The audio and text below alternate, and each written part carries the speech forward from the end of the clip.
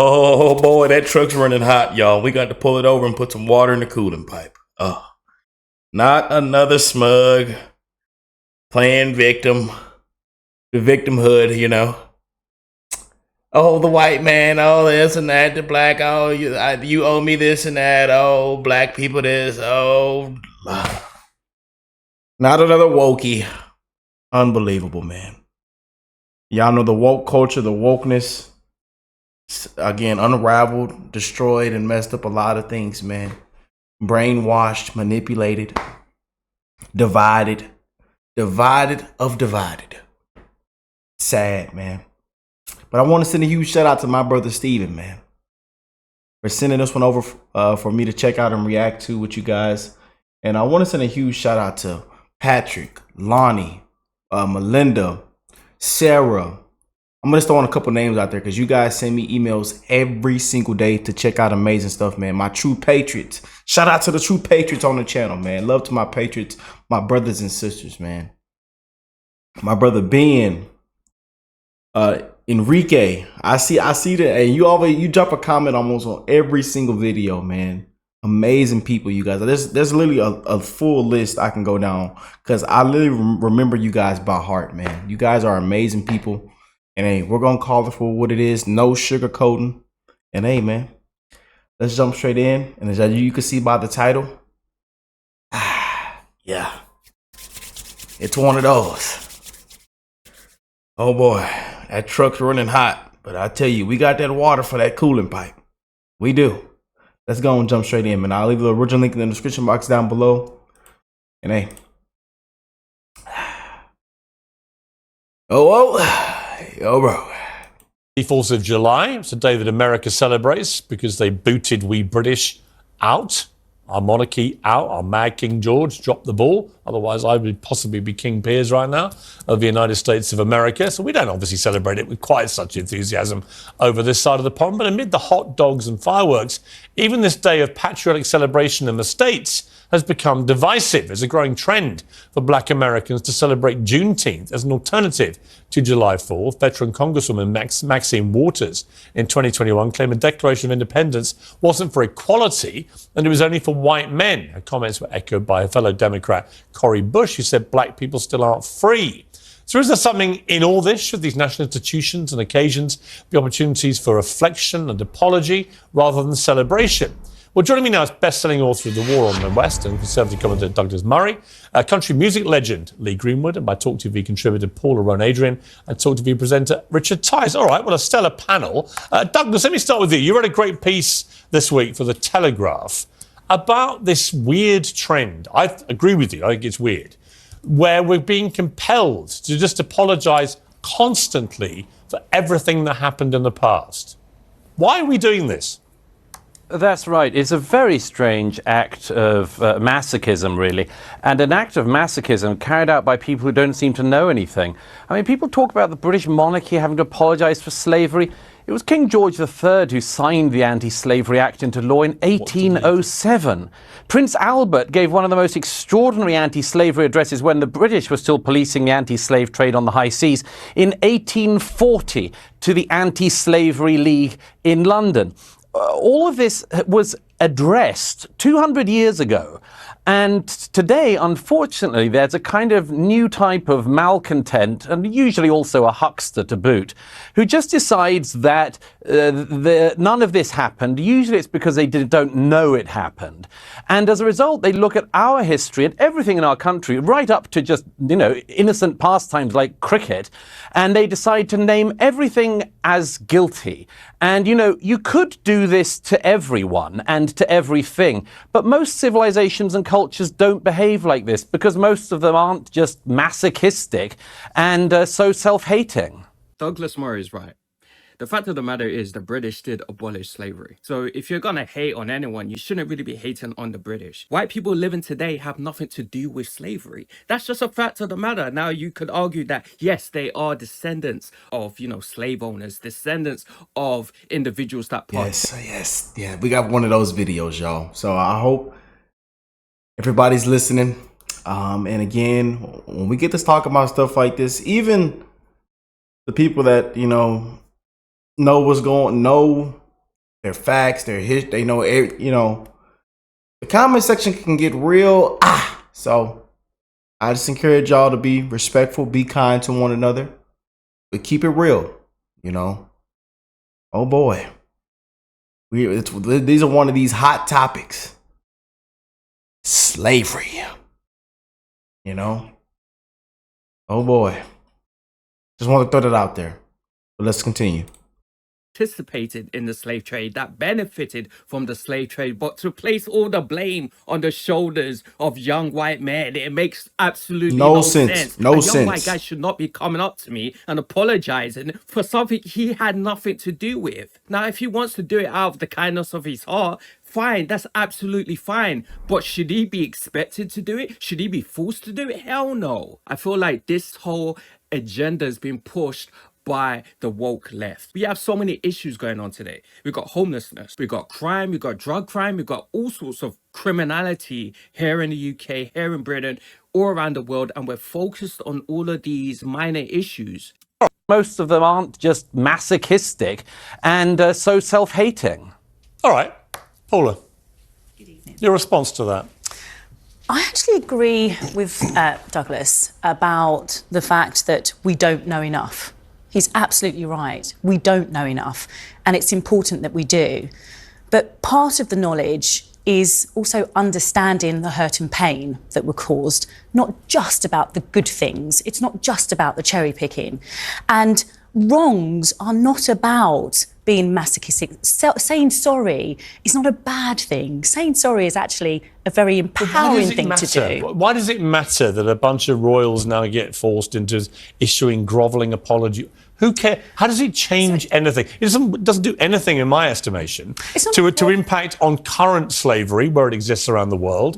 It doesn't really make any difference to institutional racism, as we've seen in certain parts of society. I don't know what difference it makes. It might make people feel a bit better to see a royal grovelling, but so what? See, I don't agree with you, surprise, surprise. I do think it makes a difference. I do think it makes a difference that people in power are heard to acknowledge pain and hurt. I do think it's important that people in power have taken the time. But whose pain and hurt are you talking about?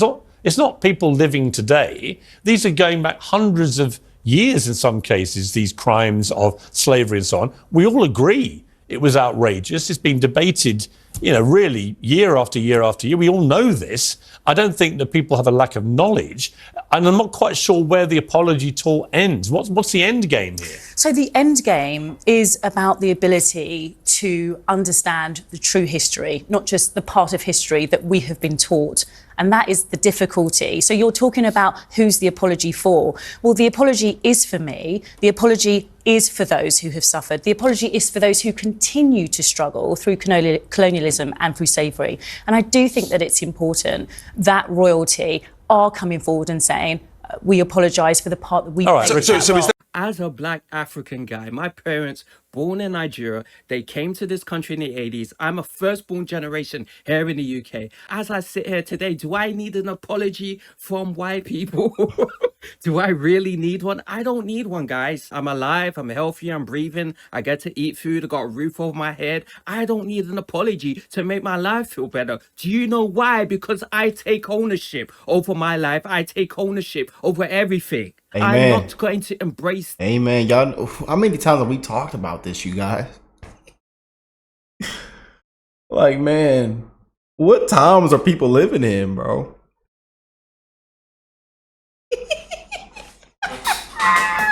What times are people living in, man?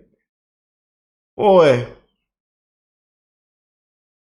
This victimhood mentality that the woke left like to constantly push forward upon black people's heads. By accepting that apology, I'm accepting weakness. What am I going to do with that apology? Is that going to help me pay my bills? Is that going to help me put food on the table? It's not going to do any of that. If you want to better yourself, if you really want to achieve your goals, you want to reach your goals, then you got to work hard. You got to accept full responsibility over your entire life. The woke left don't want you to do that. The woke left wants you to be victims forever. Victim. Pull the race card. Oh, victim. Y'all know how we feel about it, man. One love.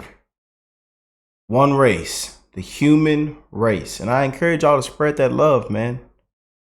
I know we've said this on like 100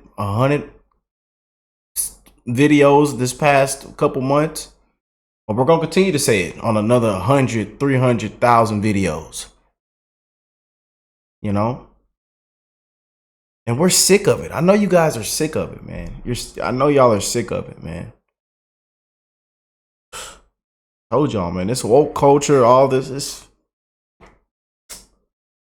Because if you're a victim forever, you will always be in that lower position. You'll always be in the second position. You'll always be begging for handouts. Royalty. The white man this, the white man that. Unbelievable, man. And again, I have family members like that as well. So, and again, I've gotten into arguments. That conversation is for another video, though. But you know, I've had to put my foot down and voice my opinions. You know, and again, that's one thing we love about this channel. We love about, you know, creating content. What we love about our comment section is everybody's entitled to their own opinion, man. That's the best part about it, and we can also learn from one another. You know. This is why I tell you guys to be respectful, be kind to one another, man. You know, even if it's a disagreement. But again, some of it's really delusional. Just being honest. And it makes no sense at all. But in this time that we're living in, common sense is far, far gone. Far, far gone. And you wonder why the homeschool rates are going up. People are terrified. Parents are terrified to send their kids to school. Yeah. Public school. Yeah. I wonder why. I wonder why. And we're not even talking about all the other problems and issues and stuff going on right now and policies and stuff. It gets even worse.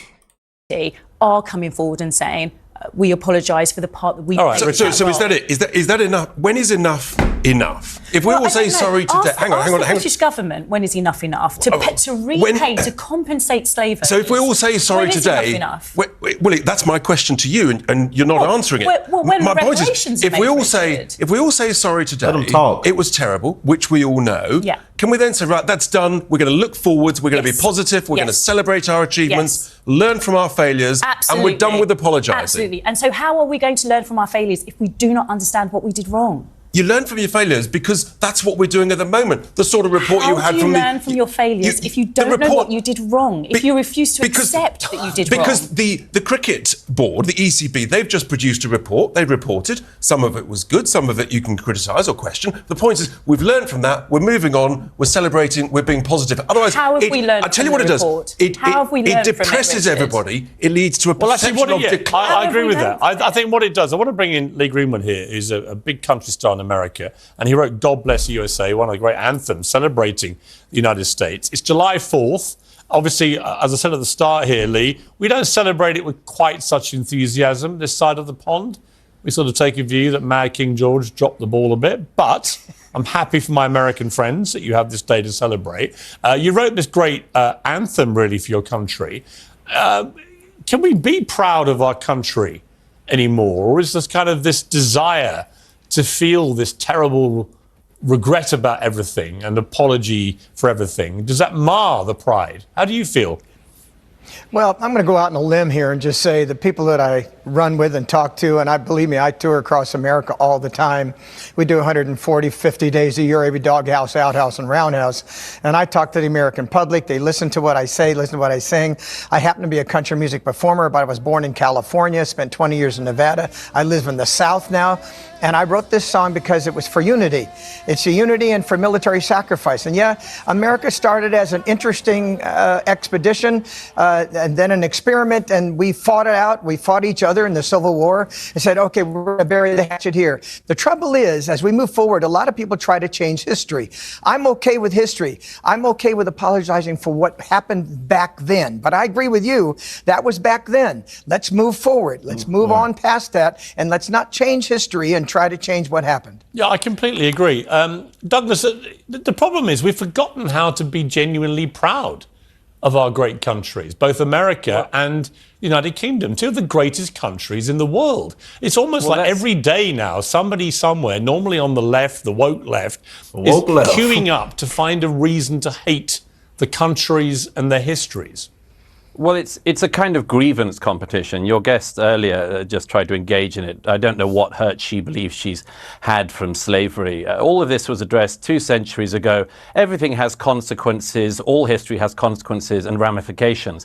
But, you know, if we were to play this fairly, we would at least look at all of the countries around the world that engaged in the slave trade who are simply not interested in any form of reparations. The Ottoman Empire, all the Arab countries who not just traded far more slaves than across the Atlantic, but castrated all the men so that there wouldn't be any more African slaves after them. They worked them to the bone. I see no interest across Africa in paying reparations for selling their brother and sister Africans into slavery or for working them to the bone to the present day. There is slavery across Africa today. In fact, there are more slaves in the world today than there were at the height of the transatlantic slave trade.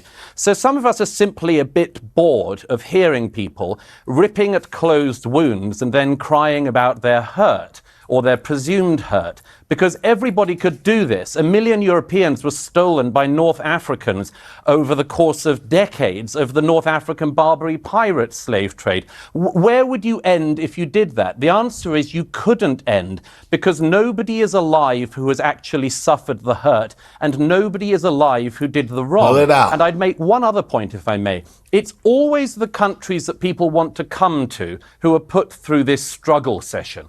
Britain, like America and France, are the most desired destinations for migrants worldwide and have been for centuries. Why is that? It's not because we're racist, it's because we're better. It's because we're good. It's because when we see racism, we actually call it out and recognize it as a sin. Try finding that across Africa. Try finding that across the Middle East or in China. Nobody would hear. So what we have is a situation where the more virtuous countries are presented as the worst countries. It's sick, and most of us are tired of it.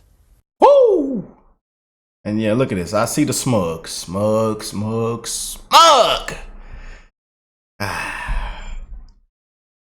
Got to love when they put their foot down, don't it? Got to. I'm here for it, y'all. Y'all know I'm here for it. Put that foot down. We stand 10 toes, y'all. 10 toes down, y'all. Look at the smug. Are presented as the worst countries. It's sick, and most of us are tired of it. I am. That was one hell of a speech, Douglas, where he just put his foot down. He made. It's true, you rarely hear about African nations apologizing or wanting to actually give back reparations to African Americans, where we all know it was African slave owners that sold these slaves to Europeans, that sold them to the British. It takes two to tango. It wasn't just a one-man thing. It's not like the Europeans just showed up in boats and just snatched these slaves. No, there was negotiations. The African leaders, they saw all the trinkets, they saw the boats, they saw the weaponry, they thought in their minds, damn, I need me some of that. So they decided to exchange these slaves for these bloody trinkets and whatnot. If British are gonna apologize for slavery, then let's be honest, Africans have to apologize too. It wasn't just a one-man thing at all. Bravo to Douglas Murray. He went in, dropped many points. Everyone was silent listening to that. Presented as the worst countries. It's sick, and most of us are tired of it. Thank you, Douglas. I am so sorry that Douglas is bored by the pain that has come from That's not what he said. through slavery. He didn't say. I'm He so didn't say. tired. Unbelievable. What you're doing there. What you're doing. Yeah, hang on, Paula. not- Paula, you're being very disingenuous. That's not what he said. Can't make this up, man. Can't make this up. Look at his face. Look at it. Look at their face. They're like, this is unbelievable, man. I'm telling you, man, the wokeness is it's disgusting, man. Smug. I